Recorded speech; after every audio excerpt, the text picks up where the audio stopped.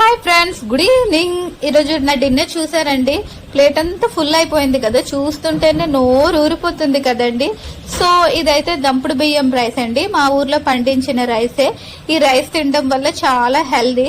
So ఈ రైసే మేము ఎక్కువ తింటాము. మా మమ్మీ అయితే నా కోసం అయితే స్పెషల్లీ అపోలో ఫిష్ కర్రీ చేశారు. ఇదైతే అపోలో ఫిష్ ఫ్రై, ఇది మా పండు కోసం చేశారు.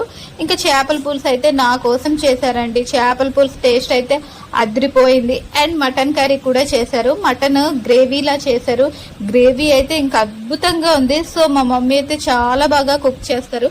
చిన్నప్పటి నుంచి ఎక్కడ వెళ్ళినా మా మమ్మీ చేతి వంట తప్ప ఇంకెవ్వరి వంట తినడానికి నాకు ఇష్టం ఉండదు.